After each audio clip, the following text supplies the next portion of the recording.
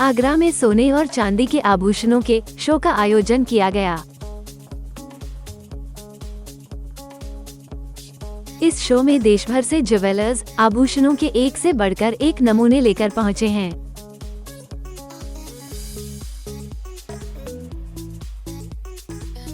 आगरा में लगाई गई इस ज्वेलरी प्रदर्शनी का उद्घाटन यूपी के कैबिनेट मंत्री योगेंद्र उपाध्याय ने किया। आगरा में पहली बार सोने और चांदी के आभूषणों की एक प्रदर्शनी ऑल इंडिया लेवल पे लगी है और ये इस बात का प्रतीक है कि योगी जी ने उत्तर प्रदेश में भयमुक्त वातावरण दिया है। ताजनगरी में पहली बार 3 दिवसीय ज्वेलरी शो का आयोजन किया गया है, जिसमें व्यापार की संभावनाओं को तलाशा जाएगा। जहां एक और आगरा में देश भर के ज्वेलर्स अपने आभूषणों के नायाब डिजाइन लेकर पहुंचे हैं, तो वहीं ज्वेलरी के व्यापार से जुड़े लोग भी इस प्रदर्शनी को देखने पहुंच रहे हैं। B2B ज्वेलरी प्रदर्शनी में देश भर के 35 एग्जीबिटर ने भाग लिया। प्रदर्शनी में सोने और चांदी से बने शानदार डिजाइन के आभूषण मौजूद हैं। यहाँ प्रदर्शित ज्वेलरी लोगों को काफी आकर्षित कर रही है। ज्वेलर्स इस शो से अनुमान लगा रहे हैं कि आने वाले समय में आगरा में व्यापार बढ़ेगा।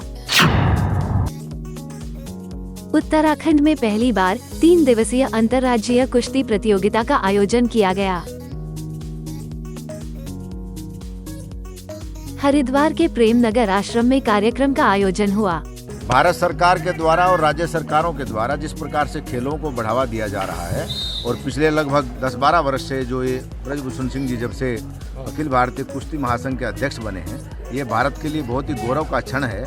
जैसा उनका नाम है वैसा उन्होंने अपना गुण प्रदर्शित किया है। तो भारत को कुश्ती में जितने स्वर्ण पदक पिछले 5-7 साल में मिले हैं, शायद ही पहले कभी ऐसा हुआ हो। कुश्ती के महाकुंभ में देश के कोने कोने से कुश्ती के खिलाड़ी पहुंचे हैं।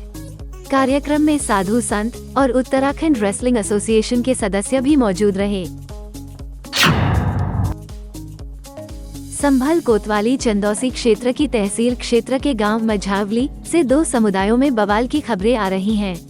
बताया जा रहा है कि सुबह 11:30 बजे स्कूल में परीक्षा के दौरान दूसरे समुदाय के युवक विद्यालय के गेट पर खड़े हो गए और विद्यालय आने वाली छात्राओं के साथ छेड़खानी कर रहे थे। यह देख विद्यालय के कर्मचारी विशाल ने युवकों को विद्यालय के गेट से जाने की बात कही। कुछ देर बाद विशाल जब अपने भाई विवेक के साथ गांव में जा रहा था, तभी दूसरे समुदाय के युवकों ने विशाल को घेर लिया और मारपीट शुरू कर दी। तभी विवेक मौके से भाग गया और घटना की सूचना परिजनों को दी। इसी बीच अन्य ग्रामीण भी मौके पर पहुंचे तो आरोपियों ने पथराव शुरू कर दिया। ग्रामीणों ने घटना की सूचना पुलिस को दी। मारपीट व पथराव में विशाल, उनके पिता घनश्याम, मां इंद्रवती व दादी किशनवती सहित ग्रामीण अंशु गिरी गंभीर रूप से घायल हो गए। पीड़ित की ओर से लोगों को नामजद करते हुए बनियादेर थाने में तहरीर दी गई है। तहरीर के आधार पर 12 लोगों के विरुद्ध रिपोर्ट दर्ज की गई है। 13 लोगों को नामजद सहित 14 लोगों के विरुद्ध रिपोर्ट दर्ज कर कानूनी कार्यवाही की जा रही है।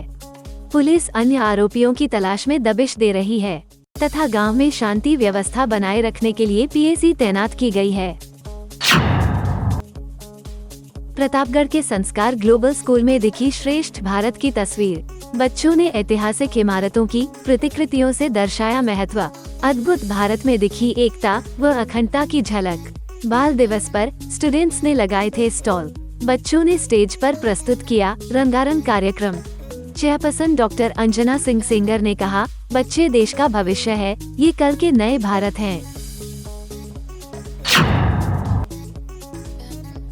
योगी सरकार ने प्रदेश के हर जिले के सभी गैर मान्यता प्राप्त मदरसों के सर्वे के लिए सभी एसडीएम को निर्देश जारी किए थे।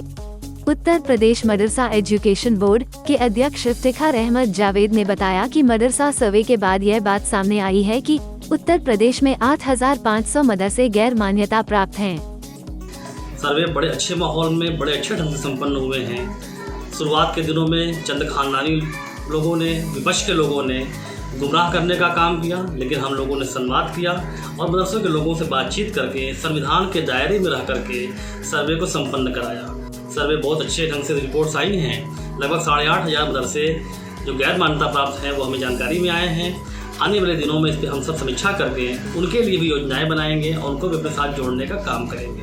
माननीय प्रधानमंत्री जी के मार्गदर्शन में माननीय मुख्यमंत्री जी के नेतृत्व में लगातार मदरसों की बेहतरी के लिए काम हो रहा है।